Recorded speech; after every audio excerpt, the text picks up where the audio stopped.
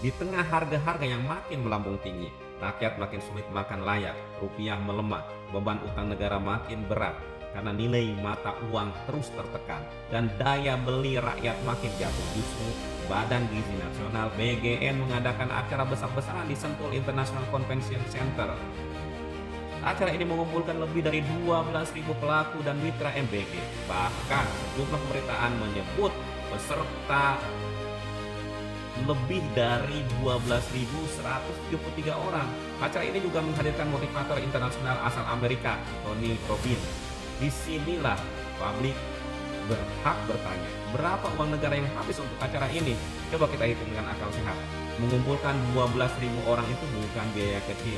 Ada sewa gedung besar, panggung, sound system, lighting, keamanan, akomodasi, panitia, dokumentasi, dan biaya acara lainnya. Apakah ini cuma habis 1 juta rupiah? Tidak mungkin. 100 juta rupiah juga tidak masuk akal.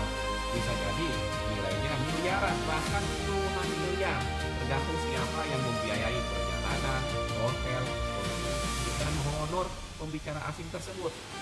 Dan publik lebih berhak bertanya lagi, siapa yang membayar Tony Robbins? Apakah memakai APBN? Apakah memakai dana BGN? Apakah sponsor? Apakah dana mitra? Semua harus dibuka, sebab Tony Robbins bukan pembicara biasa. Itu estimasi tarif pembicara internasional menyebut biaya keynote Tony Robbins berada di kisaran 100.000 sampai 300.000 dolar Amerika Serikat. Bahkan sumber lain memperkirakan bisa lebih tinggi tergantung bentuk acara.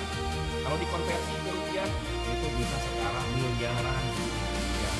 Ini memang estimasi pasar, bukan bukti pembayaran resmi.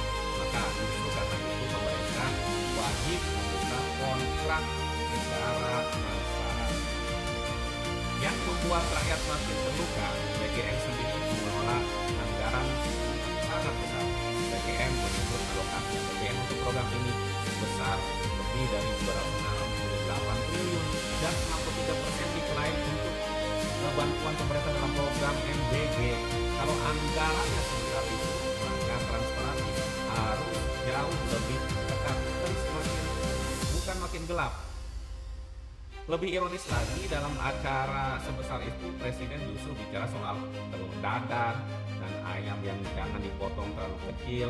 Presiden bahkan menyinggung ayam yang dipotong menjadi 14 bagian dan membandingkannya dengan ayam yang dipotong 8 bagian.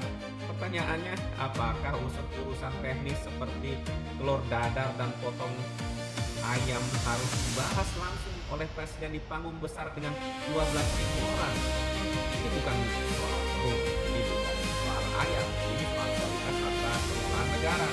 Kalau program sebesar MPG masih harus diurus sampai level telur dadar dan potongan ayam oleh Presiden, itu artinya sistemnya bermasalah.